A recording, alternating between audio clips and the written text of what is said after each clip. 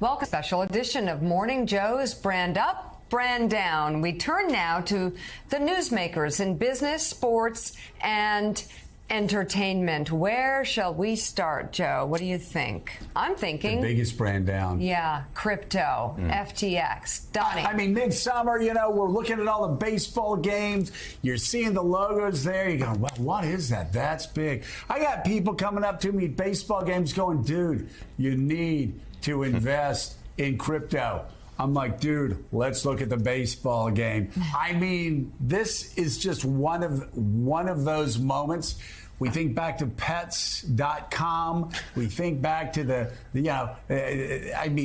all of the crashes. This was probably, Donnie, one of the biggest crashes in the history of the U.S. economy. I mean, FTX, $30 billion brand, just disintegrates. And it took a lot of other kind of co-brands with it. A lot of very famous people endorsed this brand and now part of class action suits. You've got Tom Brady, you've got Steph Curry, very popular, good, decent people that got caught up in it. And I think it's a cautionary tale when you get involved and you endorse a brand. Look, you got guys like Jamie Dimon who all along have been saying he doesn't see it in crypto. It's the emperor's clothes.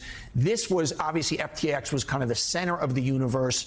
Blockchain is here, but crypto and coins, I think there's a huge TBD, and FTX is probably, other than we're going to get to it, other than Tesla, other than Elon Musk and Twitter, probably the biggest business brand down of the year for obvious reasons. Shown right there, Sam Bankman-Fried, the head of FTX, in a lot of legal trouble because of it. Dominoes continue to fall. Let's move to your next brand down, and that is Elon Musk and Twitter. Yeah, Twitter, this is amazing to me. And the fact that what has happened, he has gone from Elon Musk's personal brand to this guy who is this almost angel come down to bring us into the future, to send us to space, to bring electric cars. And his ego and his vanity and his megalomania says, oh, I want to get in the middle of this here in terms of and take over Twitter. And since he's taking it over, half the advertisers have left.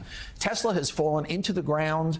To come back and say that we should allow this hate speech, allow various exploitive type things on this site is stunning. I think he's lost his mind. But his brand is currently incredibly tarnished. And Twitter's got to figure it out, because right now, this is probably the biggest big business story of brand down that there is out there. Elon Musk is brilliant. He has changed the world, which raises the question. Again, we've been asking for months, why is he doing this with Twitter? You also say, Donnie, big tech in the larger view as a brand down. Yeah, if you look at the stock, if you look at Microsoft, if you look at Apple, if you look at Amazon, I mean, Apple's only down 20%, but Amazon down 47%. These were institutions we believed in. And all of a sudden, and this is one of those things that a lot of people have looked at their 401ks and go, what happened? If you kind of aggregate it, I think it's off 30-40% collectively, these big tech companies. And this has been what was fueling the economy. And a lot of people feel that it's going to be a long time before they come back. Amazon has been giving out very, very negative guidance going forward. So big tech, which was kind of our Yahoo foundation, crumbled. One of the big institutions that kind of we lost a lot of confidence in. Well, I'll tell you what, Donnie, at the beginning of the pandemic, I remember talking to somebody who said, you need to invest in the stock market. I'm not a stock market guy. If I don't understand it, if I'm not on top of it, I don't do it. This guy says to me, he goes, just go into 5 stocks, go into the monopolies, Microsoft, Amazon, Google, Facebook, and what was the fifth? Apple. They just absolutely exploded during the pandemic. Those stocks exploded. But I want to draw your attention to somebody else that is a massive brand down through all of this, and that's Mark Zuckerberg, who lost $100 billion of his net worth over the past year because Facebook has cratered and they don't seem to have a second act.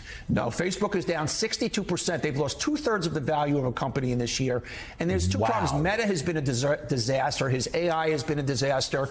And young people are not going on Facebook. If you have kids at home, if you have 14 and 15-year-olds, Facebook is just not the answer for them anymore. And there's only so many third world countries that you can pioneer.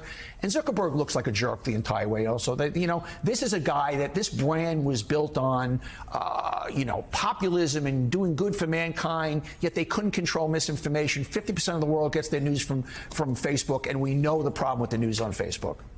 Well, and the thing is, they handled, while they were on top, they handled it so poorly, yelling at employees that were warning them about Russian disinformation, trying to stop any investigations to show how they had actually helped the Russians influence the 2016 campaign through Facebook.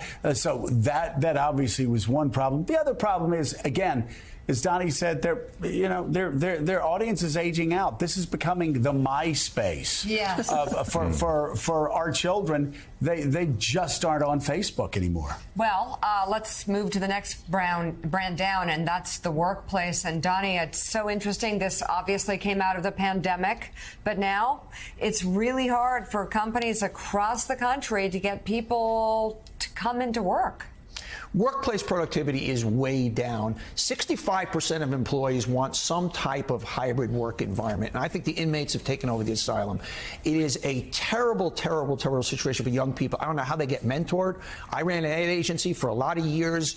The energy, the collaboration at the workforce. And we have, with Gen Z and Gen X and Gen Y, a very entitled generation. And I think they're missing a lot. And all CEOs have said, you have a better chance to rise in a company when I get to see you in person. The banks have it right. I think it was the CEO of Morgan Stanley said, look, if you feel well enough to go to a restaurant, you're well enough to go to work. If I was still running a company, I would mandate it. I think our entire workforce population, our productivity is so on the wane because of this, people sitting in their underwear in front of Zoom calls.